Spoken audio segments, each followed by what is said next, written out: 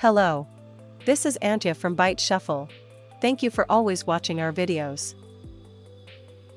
This time, I've put together a summary on how to navigate the Cephalid Breakfast matchup when playing Doomsday, along with some thoughts on sideboarding strategies. There's also a link to the pile breakdown video in the description, so feel free to check it out. Here is the deck list we will be using this time. It's a bit weak, but since I've got lands and combo pieces, I'll keep. First, I'll shut down the graveyard. The opponent cast Ponder and chose not to shuffle. I'm digging for a disruption spell. Didn't find it, so I shuffle. Looks like my opponent is on Cephalid Breakfast. Surveil's effect leaves it on top of the library. I'll use discard to check what's ahead. I took out Force of Will. Since I've got Cavern of Souls and No.192 Wisdom lined up, I'll go look for a Thoughtseize.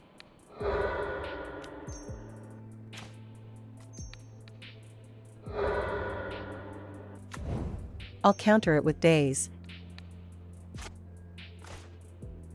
I took out No.192 Wisdom. The opponent cast Ponder and chose not to shuffle. And this is where the adventure comes to an end.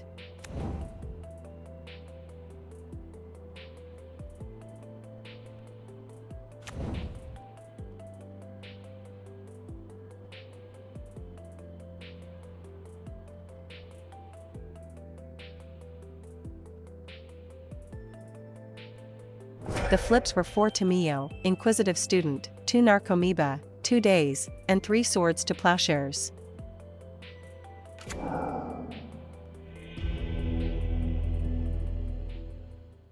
Before sideboarding, I'd like to review the list we used. First, the conclusion. I will explain it step by step. Here are the cards from the Cephalid Breakfast that affect Doomsday. Since my opponent's deck relies on the graveyard, I think it's safe to say there's no debate about bringing in Surgical Extraction. First, against counterspells like Force of Will, Daze, Force of Negation, Flusterstorm, and Consign to Memory, I'll bring in Flusterstorm and Duress.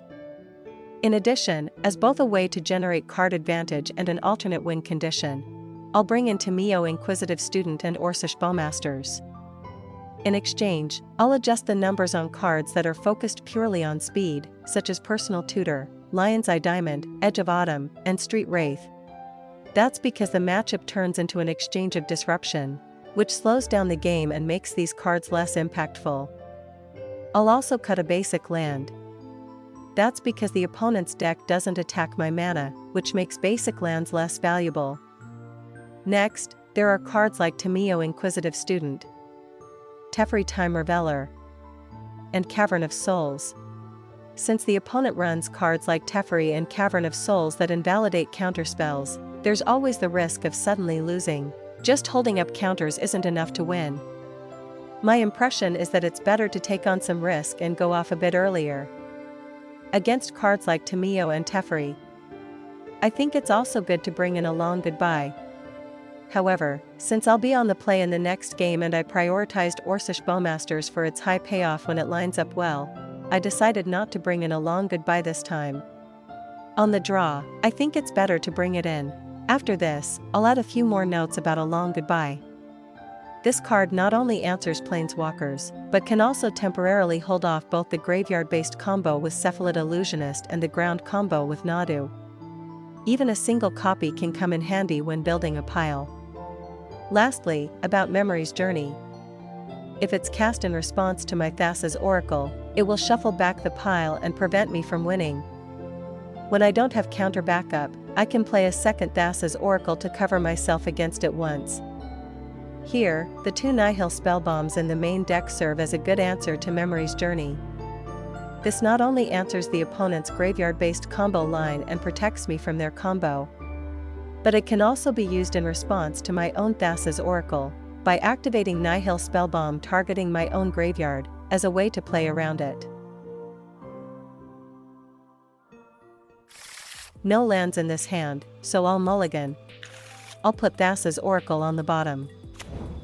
First, I'll shut down the graveyard. I'll counter it with Daze.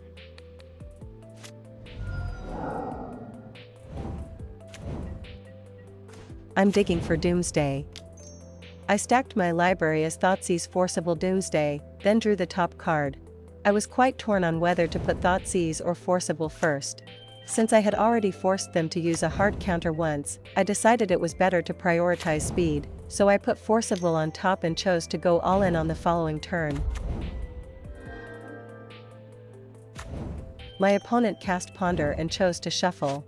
I'm going all in. From here.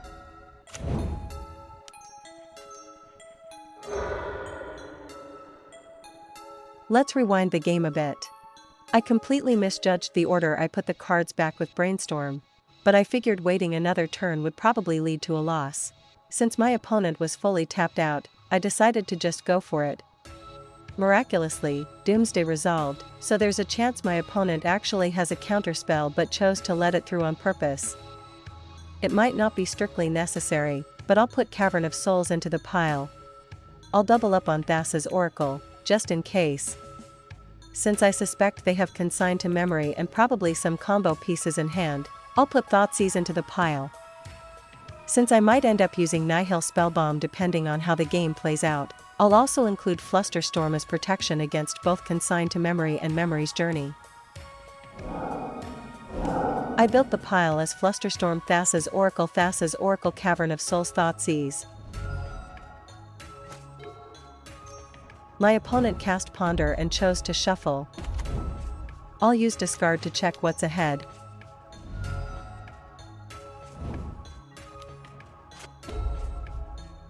My opponent cast Ponder and chose to shuffle. I'll use Nihil Spellbomb as the pile opener. I'll try going for it once with Thassa's Oracle.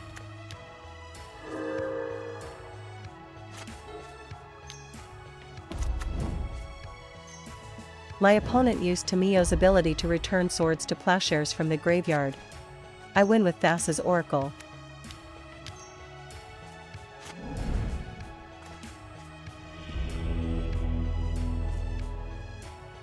In Game 3, I took out Daze and brought in a long goodbye.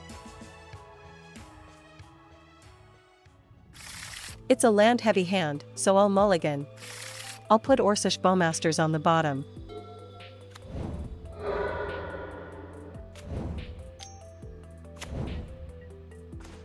I'll use Discard to check what's ahead. I took out Teferi Time Reveler.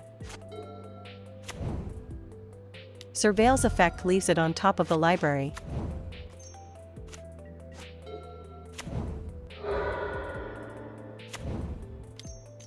I'll counter it with Force of Will.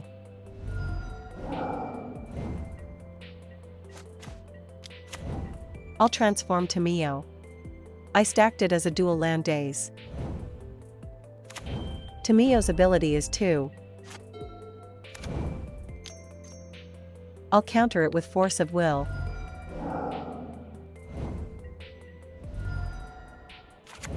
Surveil's effect sends it to the graveyard.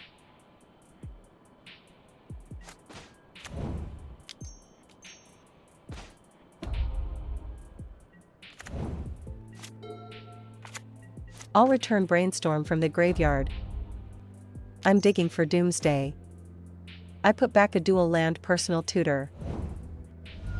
I'm digging for Doomsday. I stacked it as Thassa's Oracle, Doomsday Dark Ritual, then drew. I'm going all in. From here. I'll counter it with Flusterstorm.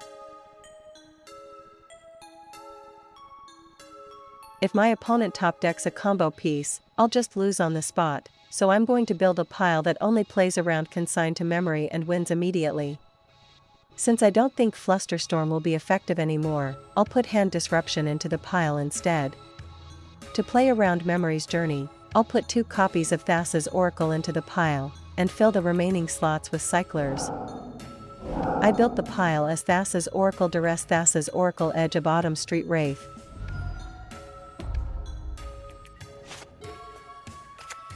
I'll I'll start drawing into the pile with my pile opener.